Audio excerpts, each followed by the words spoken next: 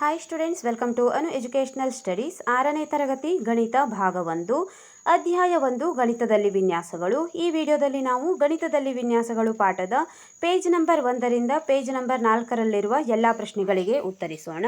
ಮೊದಲನೆಯದಾಗಿ ಇಲ್ಲಿ ನೀವು ನೋಡಬಹುದು, ಪಾಠವನ್ನು ಕೊಡಲಾಗಿದೆ. ನಂತರದಲ್ಲಿ ಕಂಡುಹಿಡಿಯಿರಿ ಎಂದು ಒಂದು ಪ್ರಶ್ನೆಯನ್ನು ಕೊಟ್ಟಿದ್ದಾರೆ. ಗಮನಿಸೋಣ. ಕಂಡುಹಿಡಿಯಿರಿ. ನಮ್ಮ ದೈನಂದಿನ ಜೀವನದಲ್ಲಿ ಗಣಿತವು ನಮಗೆ ಸಹಾಯ ಮಾಡುವ ಇತರೆ ಉದಾಹರಣೆಗಳನ್ನು ನೀವು ಯೋಚಿಸಬಲ್ಲಿರಾ ಎಂದು ಕೇಳಲಾಗಿದೆ.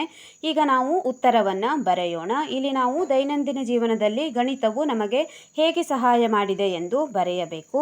ಹೌದು, ನಮ್ಮ ದೈನಂದಿನ ಜೀವನದಲ್ಲಿ ಗಣಿತ ಹಲವು ಸಂದರ್ಭಗಳಲ್ಲಿ ಉಪಯುಕ್ತವಾಗಿದೆ. ಕೆಲವು ಉದಾಹರಣೆಗಳನ್ನು ನಾವು ಇಲ್ಲಿ ಬರೆದಿದ್ದೇವೆ. ಮೊದಲನೆಯದಾಗಿ ಖರೀದಿ ಮತ್ತು ಮಾರಾಟ. ನಾವು ಅಂಗಡಿಯಲ್ಲಿ ವಸ್ತುಗಳನ್ನು ಖರೀದಿಸುವಾಗ ಹಣದ ಲೆಕ್ಕಾಚಾರ ಮಾಡುವಾಗ ಗಣಿತ ಸಹಾಯ ಮಾಡುತ್ತದೆ. ಎರಡನೆಯದಾಗಿ ಅಡುಗೆ ಮಾಡುವಾಗ ಗಾತ್ರ, ಪ್ರಮಾಣಮಾನಗಳನ್ನು ಲೆಕ್ಕ ಹಾಕುವಾಗ ಗಣಿತದ ಅಗತ್ಯವಿದೆ. ಮೂರನೆಯದಾಗಿ ಸಮಯ ನಿರ್ವಹಣೆ. ದಿನಚರ್ಯೆ ರೂಪಿಸುವಾಗ ಸಮಯದ ಲೆಕ್ಕಾಚಾರಕ್ಕೆ ಗಣಿತ ಅಗತ್ಯ. ಬ್ಯಾಂಕ್ ವ್ಯವಹಾರಗಳು. ಬ್ಯಾಂಕ್ನಲ್ಲಿ ಹಣ ಜಮೆ ಅಥವಾ ತೆಗೆದುಕೊಳ್ಳುವಾಗ ಬಡ್ಡಿ ಲೆಕ್ಕಾಚಾರಕ್ಕೆ ಗಣಿತ ಸಹಾಯಕವಾಗಿದೆ. ಯಾತಾಯಾತ ಎಂದು ಬರೆದಿದ್ದೇವೆ. ದೂರ, ವೇಗ ಮತ್ತು ಸಮಯವನ್ನು ಲೆಕ್ಕ ಹಾಕಲು ಗಣಿತ ಉಪಯೋಗಿಸಲಾಗುತ್ತದೆ. ಬಜೆಟ್ ತಯಾರಿ. ಕುಟುಂಬದ ಆದಾಯ ಮತ್ತು ಖರ್ಚನ್ನು ಲೆಕ್ಕ ಹಾಕಿ ಬಜೆಟ್ ತಯಾರಿಸಲು ಗಣಿತ ಉಪಯುಕ್ತವಾಗಿದೆ. ಇಲ್ಲಿ ನಾವು ನಮ್ಮ ದೈನಂದಿನ ಜೀವನದಲ್ಲಿ ಗಣಿತವು ಹೇಗೆ ಸಹಾಯ ಮಾಡುತ್ತದೆ ಎಂದು ಉದಾಹರಣೆಯೊಂದಿಗೆ ವಿವರಿಸಿದ್ದೇವೆ. ಸರಿಯಾಗಿ ನೋಡಿ ಬರೆದುಕೊಳ್ಳಿ.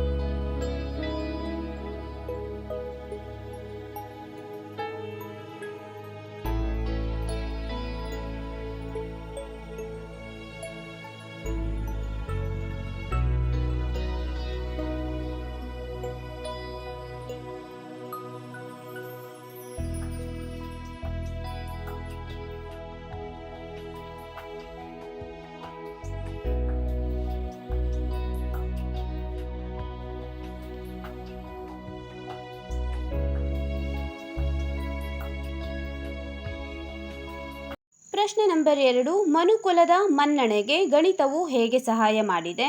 ನೀವು ಇಂತಹ ಉದಾಹರಣೆಗಳ ಬಗ್ಗೆ ಯೋಚಿಸಬಹುದು. ವೈಜ್ಞಾನಿಕ ಪ್ರಯೋಗಗಳನ್ನು ಕೈಗೊಳ್ಳುವುದು, ನಮ್ಮ ಆರ್ಥಿಕತೆ ಮತ್ತು ಪ್ರಜಾಪ್ರಭುತ್ವವನ್ನು ನಡೆಸುವುದು, ಸೇತುವೆಗಳು, ಮನೆಗಳು ಅಥವಾ ಇತರ ಸಂಕೀರ್ಣ ವಿನ್ಯಾಸಗಳನ್ನು ನಿರ್ಮಿಸುವುದು, ಟಿವಿಗಳು, ಮೊಬೈಲ್ ಫೋನ್ಗಳು, ಕಂಪ್ಯೂಟರ್ಗಳು, ಬೈಸಿಕಲ್ಗಳು, ರೈಲ್ಗಳು, ಕಾರುಗಳು, ವಿಮಾನಗಳು, ಕ್ಯಾಲೆಂಡರ್ಗಳು, ಗಡಿಯಾರಗಳು ಇತ್ಯಾದಿ ತಯಾರಿಕೆ ಎಂದು ಬ್ರಾಕೆಟ್ನಲ್ಲಿ ಕೊಟ್ಟಿದ್ದಾರೆ. ಇಲ್ಲಿ ಮನುಕುಲದ ಮುನ್ನಡೆಗೆ ಗಣಿತವು ಹೇಗೆ ಸಹಾಯ ಮಾಡಿದೆ ಎಂದು ನಾವು ಕೆಲವೊಂದಿಷ್ಟು ಉದಾಹರಣೆಗಳೊಂದಿಗೆ ಉತ್ತರವನ್ನು ವಿವರಿಸೋಣ. ಉತ್ತರ: ಗಣಿತವು ಮನುಷ್ಯರ ಮುನ್ನಡೆಯಲ್ಲಿ ಬಹುಮಟ್ಟಿಗೆ ಸಹಾಯ ಮಾಡಿದೆ.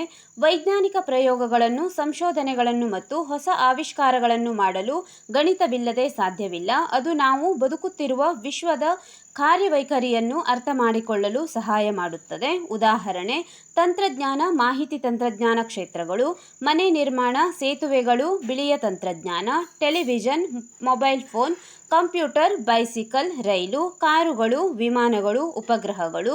ಕೊನೆಯದಾಗಿ ವಿಜ್ಞಾನ ಮತ್ತು ಖಗೋಳಶಾಸ್ತ್ರದಲ್ಲಿ ಗಣಿತದ ಉಪಯೋಗ ಬಹಳ ಮಹತ್ವಪೂರ್ಣವಾಗಿದೆ.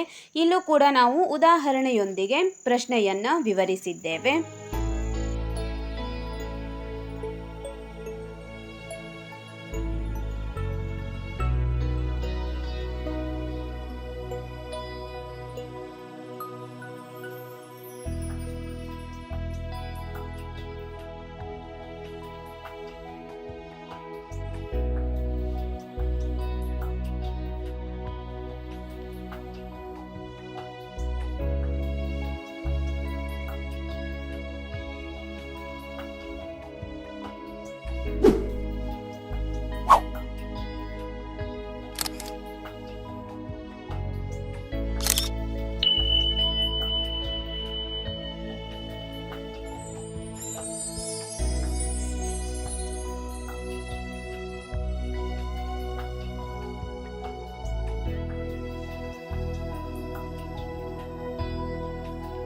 ಇಲ್ಲಿ ನಾವು ಕಂಡುಹಿಡಿಯಿರಿ ಎಂದು ಕೊಟ್ಟಿರುವಂತಹ 2 ಪ್ರಶ್ನೆಗಳಿಗೆ ಉತ್ತರಿಸಿದ್ದೇವೆ. ಇಲ್ಲಿ ನೀವು ನೋಡಬಹುದು ಸಂಖ್ಯೆಗಳಲ್ಲಿ ವಿನ್ಯಾಸಗಳು.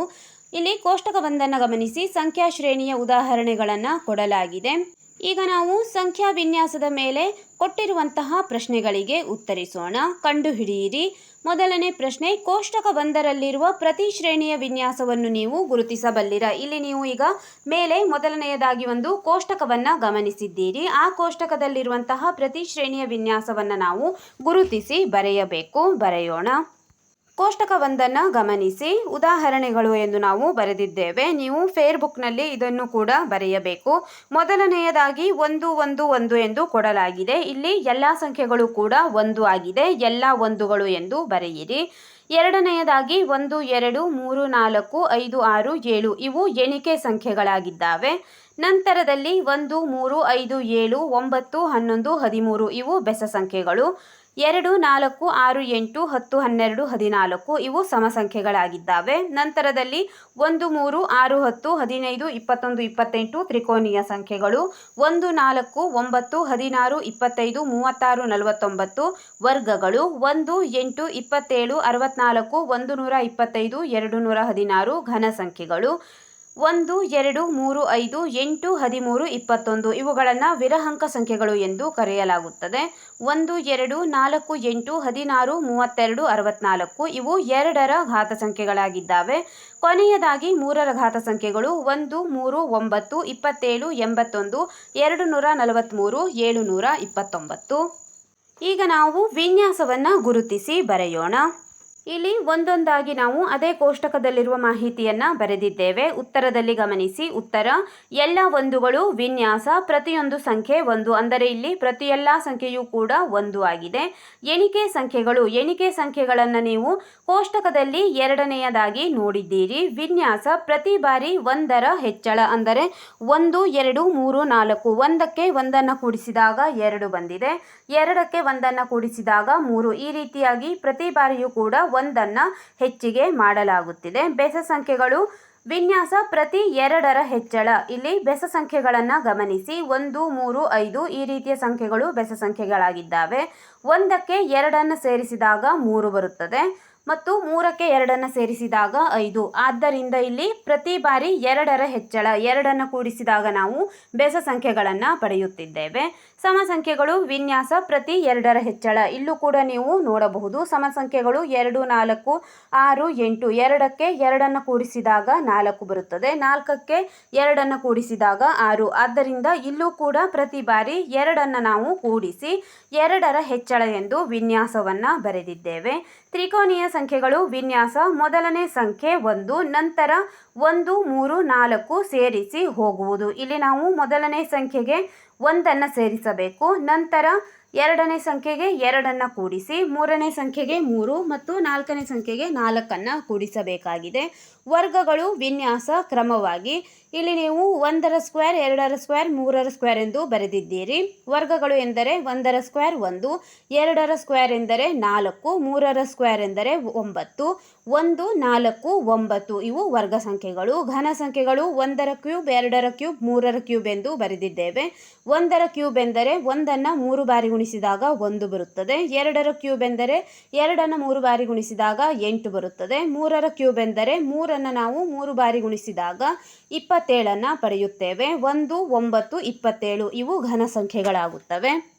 ವಿರಹಂಕ ಶ್ರೇಣಿ. ವಿನ್ಯಾಸ ಹಿಂದಿನ 2 ಸಂಖ್ಯೆಗಳನ್ನು ಸೇರಿಸಿ, ಅಂದರೆ ಮೊದಲನೇ ಸಂಖ್ಯೆಗೆ ನೀವು ಹಿಂದಿನ 2 ಸಂಖ್ಯೆಗಳನ್ನು ಸೇರಿಸಿ ವಿರಹಂಕ ಶ್ರೇಣಿಯನ್ನು ಪಡೆಯಬಹುದಾಗಿದೆ. 2ರ ಘಾತಗಳು. 2ರ ಘಾತಗಳಲ್ಲಿ ವಿನ್ಯಾಸ 2ರ ಘಾತ 0, 2ರ ಘಾತ 1, 2ರ ಘಾತ 2, ಅಂದರೆ 2ರ ಘಾತ ಎಂದರೆ 2ರ ಘಾತ 0 ಎಂದರೆ 2, 2ರ ಘಾತ 1 ಎಂದರೆ 2ನ್ನು 1 ಬಾರಿ ಗುಣಿಸಿದೆ 2.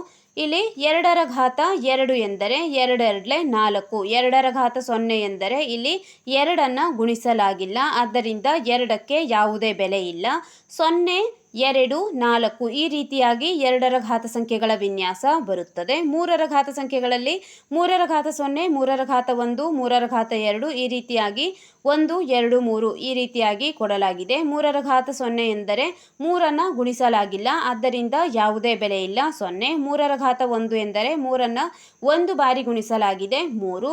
ನಂತರ 3ರ ಘಾತ 2 ಎಂದರೆ 3ಅನ್ನು 2 ಬಾರಿ ಗುಣಿಸಿದಾಗ 3 3 9 ಬಂದಿದೆ. 3ರ ಘಾತ 0, 3, 9 ಈ ರೀತಿಯಾಗಿ ಘಾತ ಸಂಖ್ಯೆಗಳು ಮುಂದುವರಿಯುತ್ತವೆ. ಪ್ರಶ್ನೆ ನಂಬರ್ 2, ನಿಮ್ಮ ನೋಟ್ ಪುಸ್ತಕದಲ್ಲಿ ಕೋಷ್ಟಕ 1ರ ಪ್ರತಿ ಶ್ರೇಣಿಯನ್ನು ಅದರ ಮುಂದಿನ 3 ಸಂಖ್ಯೆಗಳೊಂದಿಗೆ ಪುನಃ ಬರೆಯಿರಿ. ಪ್ರತಿ ಶ್ರೇಣಿಯಲ್ಲಿ ಮುಂದಿನ ಸಂಖ್ಯೆಗಳನ್ನು ರೂಪಿಸುವ ನಿಯಮವೇನು ಎಂಬುದನ್ನು ನಿಮ್ಮದೇ ಪದಗಳಲ್ಲಿ ಬರೆಯಿರಿ ಎಂದು ಹೇಳಿದ್ದಾರೆ. ಈಗ ನಾವು ಅದೇ ಕೋಷ್ಟಕದಿಂದ ಈ ಉತ್ತರವನ್ನು ಬರೆಯಬೇಕು. ಮೊದಲನೆಯದಾಗಿ ಕೋಷ್ಟಕದಲ್ಲಿ ಎಲ್ಲ ಒಂದುಗಳನ್ನು ನಾವು ಗಮನಿಸಿದ್ದೇವೆ.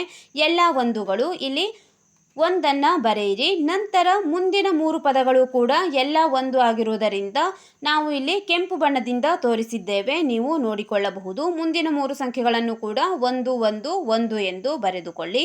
ಎಣಿಕೆ ಸಂಖ್ಯೆಗಳು 1ರಿಂದ 7ರವರೆಗೆ ಕೋಷ್ಟಕದಲ್ಲಿ ಕೊಟ್ಟಿದ್ದಾರೆ. ಮುಂದಿನ 3 ಸಂಖ್ಯೆಗಳು ಎಂದರೆ 7 ಬಂದಿದೆ, 8, 9, 10. ಬೆಸ ಸಂಖ್ಯೆಗಳು 1ರಿಂದ 13ರವರೆಗೆ ಕೊಡಲಾಗಿದೆ. ಮುಂದಿನ ಸಂಖ್ಯೆ 15, 17, 19. ಸಮ ಸಂಖ್ಯೆಗಳು 2ರಿಂದ 14ರವರೆಗೆ ಕೊಟ್ಟಿದ್ದಾರೆ. ಮುಂದಿನ 3 ಸಂಖ್ಯೆ 16, 18, 20. ತ್ರಿಕೋನೀಯ ಸಂಖ್ಯೆಗಳು 1ರಿಂದ 28ರವರೆಗೆ ಕೊಡಲಾಗಿದೆ. ಮುಂದಿನ 3 ಸಂಖ್ಯೆ 36, 45, 55. ವರ್ಗ ಸಂಖ್ಯೆಗಳಲ್ಲಿ 1ರಿಂದ 49ರವರೆಗಿನ ವರ್ಗಗಳನ್ನು ಕೊಡಲಾಗಿದೆ. ಮುಂದಿನ ವರ್ಗಗಳು 64, 81, 100. ಘನಗಳು 1ರಿಂದ 216ರವರೆಗೆ ಕೊಟ್ಟಿದ್ದಾರೆ. ಮುಂದಿನ ಘನ ಸಂಖ್ಯೆಗಳು 343, 512, 729. ವಿರಹಾಂಕ ಶ್ರೇಣಿಯಲ್ಲಿ 1ರಿಂದ 21ರವರೆಗೆ ಕೊಡಲಾಗಿದೆ. 34, 55, 89 3 ಸಂಖ್ಯೆಗಳನ್ನು ಬರೆದುಕೊಳ್ಳಿ. 2ರ ಘಾತ ಸಂಖ್ಯೆಗಳಲ್ಲಿ 1ರಿಂದ 64ರವರೆಗೆ ಬರೆಯಲಾಗಿದೆ. ಮುಂದಿನ ಘಾತ ಸಂಖ್ಯೆಗಳು 128, 256 ಮತ್ತು 512. 3ರ ಘಾತಗಳು 1ರಿಂದ 729ರವರೆಗೆ ಕೊಡಲಾಗಿದೆ. ಮುಂದಿನ ಸಂಖ್ಯೆ 2187, 6561, 19683 ಆಗಿದೆ. ಈಗ ನಾವು ಮುಂದಿನ ಪ್ರಶ್ನೆಗಳನ್ನು ಗಮನಿಸೋಣ. ಇಲ್ಲಿ ಕೊಟ್ಟಿರುವಂತಹ 2 ಪ್ರಶ್ನೆಗಳಿಗೆ ಉತ್ತರಿಸಿದ್ದೇವೆ. ಸಂಖ್ಯಾ ಶ್ರೇಣಿಯನ್ನು ದೃಶ್ಯೀಕರಿಸುವುದು ಎಂದು ಕೊಟ್ಟಿದ್ದಾರೆ. ಇಲ್ಲಿ ಕೋಷ್ಟಕ 2ಅನ್ನು ಗಮನಿಸಿಕೊಳ್ಳಿ. ಅದೇ ಕೋಷ್ಟಕವನ್ನು ಇಲ್ಲಿ ಚುಕ್ಕೆಗಳ ರೀತಿಯಲ್ಲಿ ನಿಮಗೆ ಬರೆದು ತೋರಿಸಲಾಗಿದೆ. ಎಲ್ಲ ಒಂದು ಎಣಿಕೆ ಸಂಖ್ಯೆ ಅದೇ ಕೋಷ್ಟಕ ಇಲ್ಲಿ ಚುಕ್ಕೆ ರೂಪದಲ್ಲಿ ನಿಮಗೆ ತೋರಿಸಿದ್ದಾರೆ. ಈಗ ನಾವು ಮುಂದೆ ಕೊಟ್ಟಿರುವಂತಹ ಲೆಕ್ಕಾಚಾರ ಮಾಡಿ ಈ ಪ್ರಶ್ನೆಗಳಿಗೆ ಉತ್ತರಿಸೋಣ. ಪ್ರಶ್ನೆ ನಂಬರ್ 1, ನಿಮ್ಮ ನೋಟ್ ಪುಸ್ತಕದಲ್ಲಿ ಕೋಷ್ಟಕ 2ರಲ್ಲಿರುವ ಸಂಖ್ಯಾ ಶ್ರೇಣಿಯನ್ನು ಪ್ರತಿನಿಧಿಸಿದ ಚಿತ್ರಗಳನ್ನು ನಕಲು ಮಾಡಿ ಪ್ರತಿ ಶ್ರೇಣಿಯ ಮುಂದಿನ ಚಿತ್ರವನ್ನು ಬಿಡಿಸಿ. ಇಲ್ಲಿ ನೀವು ಈಗ ಕೋಷ್ಟಕ 2ಅನ್ನು ಗಮನಿಸಬೇಕು. ಆ ಕೋಷ್ಟಕ 2ರಲ್ಲಿ ಸಂಖ್ಯಾ ಶ್ರೇಣಿಯ ಚಿತ್ರಗಳನ್ನು ನಕಲು ಮಾಡಬೇಕಾಗಿದೆ. ನಕಲು ಮಾಡಿ ನಂತರದಲ್ಲಿ ಮುಂದಿನ ಚಿತ್ರವನ್ನು ಕೂಡ ನೀವು ಬಿಡಿಸಬೇಕು. ಇಲ್ಲಿ ನೀವು ಉತ್ತರವನ್ನು ನೋಡಿ. ಕೋಷ್ಟಕ 2ಅನ್ನು ಕೂಡ ನಾವು ಇಲ್ಲಿ ತೋರಿಸಿದ್ದೇವೆ. ಎಲ್ಲ ಒಂದುಗಳಿಗೂ ಕೂಡ ಇಲ್ಲಿ ಒಂದೊಂದು ಚುಕ್ಕೆಯನ್ನು ಇರಿಸಿ ತೋರಿಸಿದ್ದಾರೆ. ಆದ್ದರಿಂದ ಉತ್ತರದಲ್ಲಿ ಮೊದಲನೆಯದಾಗಿ ಎಲ್ಲ ಒಂದುಗಳು ಇದರ ಮುಂದಿನ ಶ್ರೇಣಿಯನ್ನಾಗಿ ನಾವು ಇನ್ನೊಂದು ಬಿಂದುವನ್ನು ಇರಿಸಬೇಕು. ಒಂದೊಂದು ಬಿಂದುವಿಗೆ ಒಂದೊಂದು ಚುಕ್ಕೆಯಂತೆ ಮುಂದೆ ನಾವು ಮುಂದುವರಿಸಿದಾಗಲೂ ಕೂಡ ಇನ್ನೊಂದು ಬಿಂದುವನ್ನೇ ಇಡಬೇಕು, ಒಂದು ಬಿಂದು. ಈಗ ಎಣಿಕೆ ಸಂಖ್ಯೆಗಳಲ್ಲಿ 1, 2, 3, 4, 5ರವರೆಗೆ ಎಣಿಕೆ ಸಂಖ್ಯೆಗಳನ್ನು ಕೊಟ್ಟಿದ್ದಾರೆ. ಒಂದೊಂದಕ್ಕೂ ಕೂಡ ಇಲ್ಲಿ ಬಿಂದುಗಳನ್ನು ಇರಿಸಲಾಗಿದೆ. ಕೊನೆಯದಾಗಿ 5 ಸಂಖ್ಯೆಗೆ 5 ಬಿಂದುಗಳನ್ನು ಇರಿಸಿದ್ದಾರೆ. ಮುಂದಿನ ಸಂಖ್ಯೆ 6ಅನ್ನು ನಾವು ಬರೆಯಬೇಕು. 6 ಎಂದು ಬರೆದು 6 ಬಿಂದುಗಳನ್ನು ಇರಿಸಿಕೊಳ್ಳಿ. ನಂತರದಲ್ಲಿ ಬೆಸ ಸಂಖ್ಯೆಗಳು 1ರಿಂದ 9 ಬೆಸ ಸಂಖ್ಯೆಗಳನ್ನು ಬರೆದಿದ್ದಾರೆ. ಮುಂದಿನ ಬೆಸ ಸಂಖ್ಯೆ 9ರ ನಂತರ 11, ಆದ್ದರಿಂದ 11 ಎಂದು ಬರೆದು 11 ಬಿಂದುಗಳನ್ನು ಇರಿಸಿಕೊಳ್ಳಿ. ಸಮ ಸಂಖ್ಯೆಗಳು 2ರಿಂದ 10ರವರೆಗೆ ಬರೆದಿದ್ದಾರೆ. ಮುಂದಿನ ಸಮ ಸಂಖ್ಯೆ 12 ಎಂದು ಬರೆದು ನೀವು 12 ಚುಕ್ಕೆಗಳನ್ನು ಇರಿಸಬೇಕು. ನೀವು ಉತ್ತರದಲ್ಲಿ ನೋಡಬಹುದಾಗಿದೆ, ನಾವು ಬರೆದಿದ್ದೇವೆ.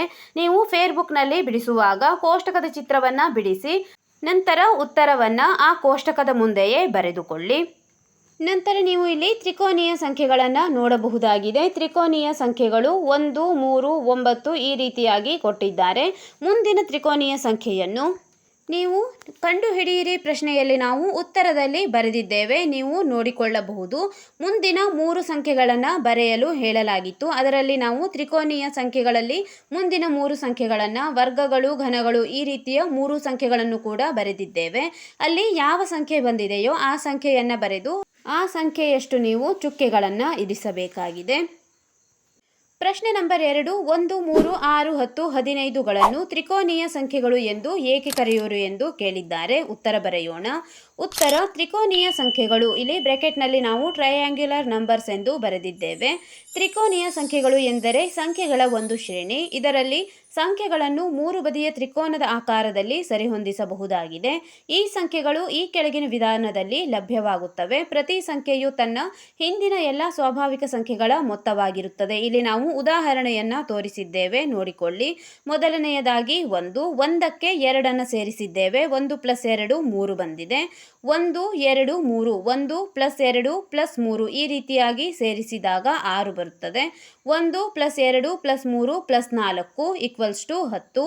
1 + 2 + 3 + 4 + 5 = 15 ಬಂದಿದೆ. ಈ ರೀತಿಯಾಗಿ ಕೂಡಿಸಿದಂತಹ ಎಲ್ಲ ಸ್ವಾಭಾವಿಕ ಸಂಖ್ಯೆಗಳ ಮೊತ್ತಗಳನ್ನು ನಾವು ತ್ರಿಕೋನೀಯ ಸಂಖ್ಯೆಗಳು ಎಂದು ಕರೆಯುತ್ತೇವೆ.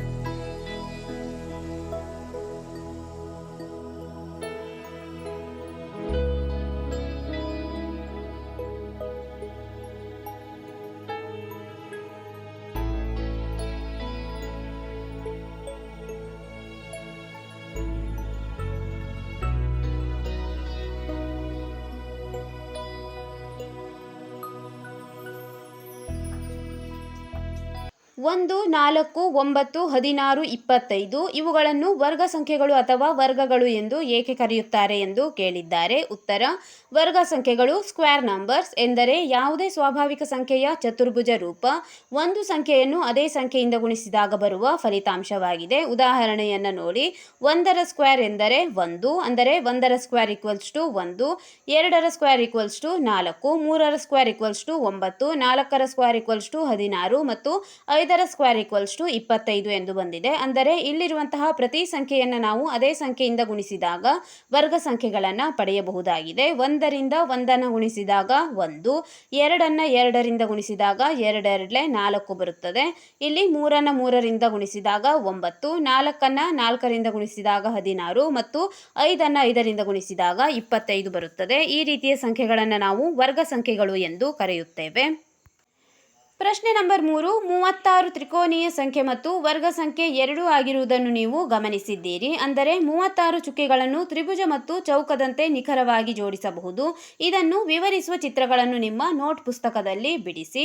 ಇದರಿಂದ ಒಂದೇ ಸಂಖ್ಯೆಯನ್ನು ವಿಭಿನ್ನವಾಗಿ ಪ್ರತಿನಿಧಿಸಬಹುದು ಮತ್ತು ಸಂದರ್ಭಕ್ಕೆ ಅನುಗುಣವಾಗಿ ಅವು ವಿವಿಧ ಪಾತ್ರಗಳನ್ನು ನಿರ್ವಹಿಸುತ್ತವೆ ಎಂಬುದನ್ನು ತಿಳಿಯಬಹುದು. ಬೇರೆ ಕೆಲವು ಸಂಖ್ಯೆಗಳನ್ನು ಚಿತ್ರಗಳಿಂದ ವಿಭಿನ್ನ ರೀತಿಯಲ್ಲಿ ಪ್ರತಿನಿಧಿಸಲು ಪ್ರಯತ್ನಿಸಿ ಎಂದು ಕೊಟ್ಟಿದ್ದಾರೆ. ಇಲ್ಲಿ 36 ಈ ಸಂಖ್ಯೆಯನ್ನು ನಾವು ತ್ರಿಕೋನೀಯವಾಗಿ ಮತ್ತು ವರ್ಗವಾಗಿ ಅಂದರೆ ಚೌಕದಂತೆ ಜೋಡಿಸಬಹುದು ಎಂದು ಕೇಳುತ್ತಿದ್ದಾರೆ. ಆ ಚಿತ್ರವನ್ನು ನೀವು ನೋಟ್ ಪುಸ್ತಕದಲ್ಲಿ ಬಿಡಿಸಲಾಗಿದೆ, ನೀವು ಇಲ್ಲಿ ನೋಡಬಹುದು. ಉತ್ತರದಲ್ಲಿ ನಾವು ಚಿತ್ರವನ್ನು ಬಿಡಿಸಿ ತೋರಿಸಿದ್ದೇವೆ. ಮೊದಲನೆಯದಾಗಿ 36 ಸಂಖ್ಯೆಯನ್ನು 36 ಚಿಕ್ಕದಾದಂತಹ ವೃತ್ತಗಳೊಂದಿಗೆ ತ್ರಿಕೋನೀಯ ಸಂಖ್ಯೆಯಾಗಿ ಜೋಡಿಸಿದ್ದೇವೆ. ನಂತರದಲ್ಲಿ ಅದೇ ಚುಕ್ಕೆಗಳನ್ನು ಅಂದರೆ 36 ಚುಕ್ಕೆಗಳನ್ನೇ ನಾವು ಬಳಸಿಕೊಂಡು ಚೌಕದಂತೆ ನಿಖರವಾಗಿ ಜೋಡಿಸಿದ್ದೇವೆ. ಈ ರೀತಿಯಾಗಿ ನೀವು ನೋಟ್ ಪುಸ್ತಕದಲ್ಲಿ ಬಿಡಿಸಬೇಕಾಗಿದೆ.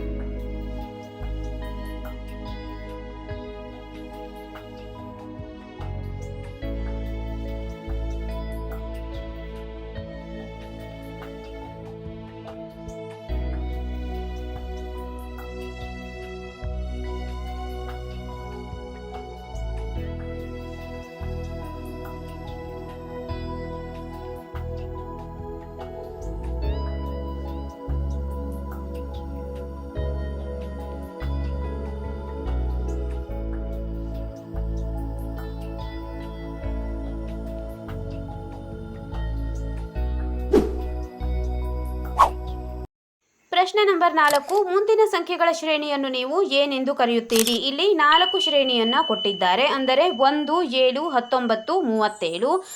ಇಲ್ಲಿ ಈ ಸಂಖ್ಯೆಯನ್ನು ನಾವು ಅಥವಾ ಈ ಶ್ರೇಣಿಯನ್ನು ಮುಂದುವರೆಸಬೇಕಾಗಿದೆ. ಇಲ್ಲಿ ನೋಡಿ ಸರಿ, ಅವುಗಳನ್ನು ಷಡ್ಭುಜ ಸಂಖ್ಯೆಗಳು ಎಂದು ಕರೆಯುತ್ತಾರೆ. ಇವುಗಳನ್ನು ನಿಮ್ಮ ನೋಟ್ ಪುಸ್ತಕದಲ್ಲಿ ಬಿಡಿಸಿ. ಶ್ರೇಣಿಯ ಮುಂದಿನ ಸಂಖ್ಯೆ ಯಾವುದು ಎಂದು ಕೇಳಿದ್ದಾರೆ. ಈಗ 37ರವರೆಗೆ ಇಲ್ಲಿ ಷಡ್ಭುಜ ಸಂಖ್ಯೆಗಳನ್ನು ಕೊಡಲಾಗಿದೆ. ಶ್ರೇಣಿಯ ಮುಂದಿನ ಸಂಖ್ಯೆ, ಮುಂದಿನ ಒಂದು ಸಂಖ್ಯೆ ಅಥವಾ 2 ಸಂಖ್ಯೆಗಳನ್ನು ನೀವು ಬಿಡಿಸಬಹುದು. ನಾವು ಇಲ್ಲಿ 2 ಸಂಖ್ಯೆಗಳನ್ನು ಬಿಡಿಸಿದ್ದೇವೆ. 37ರ ನಂತರದ ಷಡ್ಭುಜ ಸಂಖ್ಯೆ 61.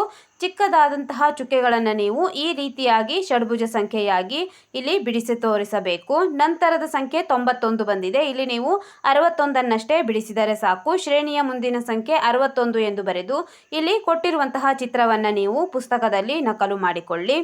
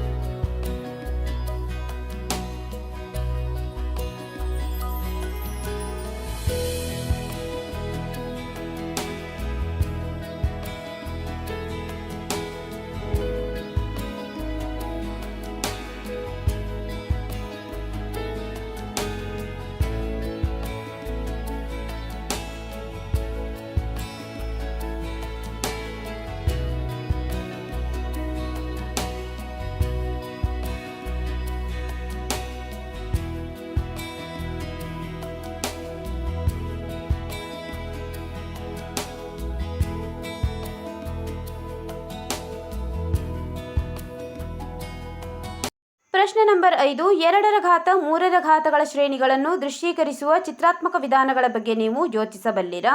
2ರ ಘಾತಗಳ ಬಗ್ಗೆ ಯೋಚಿಸಬಹುದಾದ ಒಂದು ವಿಧಾನ ಇಲ್ಲಿದೆ. ಇಲ್ಲಿ ನೀವು ನೋಡಬಹುದು 1, 2, 4, 8 ಮತ್ತು 16 ಈ ರೀತಿಯ ಚಿತ್ರಗಳನ್ನು ಬರೆದಿದ್ದೇವೆ. ಈಗ ನಾವು 3ರ ಘಾತದ ಶ್ರೇಣಿಗಳನ್ನು ಚಿತ್ರಾತ್ಮಕ ವಿಧಾನದ ಬಗ್ಗೆ ಯೋಚಿಸಿ ಚಿತ್ರವನ್ನು ಬಿಡಿಸಬೇಕಾಗಿದೆ. ಉತ್ತರದಲ್ಲಿ ನೀವು ನೋಡಬಹುದು ಘನ ಸಂಖ್ಯೆಗಳನ್ನು ಬಿಡಿಸೋಣ. 3ರ ಘಾತ ಸಂಖ್ಯೆ ಎಂದರೆ ಮೊದಲನೆಯದಾಗಿ 3ರ ಘಾತ 1 ಬರೆದಿದ್ದೇವೆ. 3ರ ಘಾತ 1 ಎಂದರೆ 3ಅನ್ನು 1ರಿಂದ ಗುಣಿಸಲಾಗಿದೆ, 3 ಚುಕ್ಕೆಗಳು. ನಂತರ 3ಅನ್ನು 2 ಬಾರಿ ಗುಣಿಸಿದಾಗ 3 9 ಬರುತ್ತದೆ, ಆದ್ದರಿಂದ 9 ಚುಕ್ಕೆಗಳು. ನಂತರ 3ಅನ್ನು 3 ಬಾರಿ ಗುಣಿಸಿದಾಗ 3 9, 9 27. ಇಲ್ಲಿ 27 ಚುಕ್ಕೆಗಳನ್ನು ಬಿಡಿಸಿ ನೀವು ತೋರಿಸಬೇಕಾಗಿದೆ. ಇಲ್ಲಿ ನಾವು 3ರ ಘಾತ ಶ್ರೇಣಿಗಳನ್ನು ದೃಶ್ಯೀಕರಿಸುವಂತಹ ಚಿತ್ರಾತ್ಮಕ ವಿಧಾನವನ್ನು ಬಿಡಿಸಿ ತೋರಿಸಿದ್ದೇವೆ. ನೀವು ಕೂಡ ಸರಿಯಾಗಿ ನೋಡಿ ಬಿಡಿಸಿಕೊಳ್ಳಿ.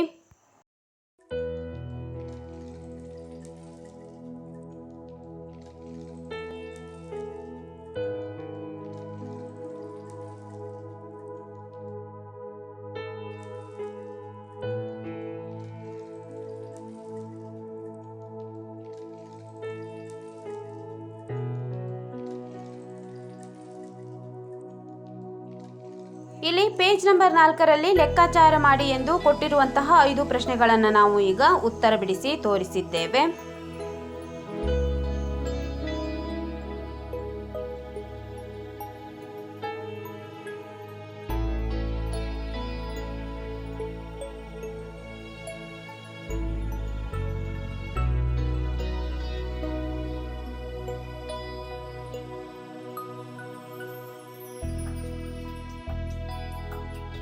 ಈ ವಿಡಿಯೋದಲ್ಲಿ ನಾವು ಗಣಿತದಲ್ಲಿ ವಿನ್ಯಾಸಗಳು ಪಾಠದ 1ರಿಂದ 4ನೇ ಪೇಜ್ನಲ್ಲಿರುವ ಎಲ್ಲ ಪ್ರಶ್ನೆಗಳಿಗೆ ಉತ್ತರಿಸಿದ್ದೇವೆ. ಮುಂದಿನ ವಿಡಿಯೋದಲ್ಲಿ 5ರಿಂದ ಇನ್ನುಳಿದ ಪೇಜ್ನಲ್ಲಿರುವ ಲೆಕ್ಕಗಳನ್ನು ಬಿಡಿಸೋಣ. ನಮ್ಮ ಅನು ಎಜುಕೇಷನಲ್ ಸ್ಟಡೀಸ್ನಲ್ಲಿ 6ನೇ ತರಗತಿ ಗಣಿತ ಭಾಗ 1ರ ಎಲ್ಲ ಪಾಠಗಳ ಅಭ್ಯಾಸದ ಪ್ರಶ್ನೋತ್ತರಗಳನ್ನು ಬಿಡಿಸಲಾಗುವುದು. ನೀವು ಎಲ್ಲ ಪಾಠಗಳ ಅಭ್ಯಾಸದ ಪ್ರಶ್ನೋತ್ತರಗಳಿಗಾಗಿ ನಮ್ಮ ಚಾನೆಲ್ನ ಪ್ಲೇಲಿಸ್ಟ್ 6ನೇ ತರಗತಿ ಗಣಿತ ಭಾಗ 1 ಪ್ರಶ್ನೆ ಉತ್ತರಗಳು ಇದನ್ನು ಗಮನಿಸಬಹುದಾಗಿದೆ.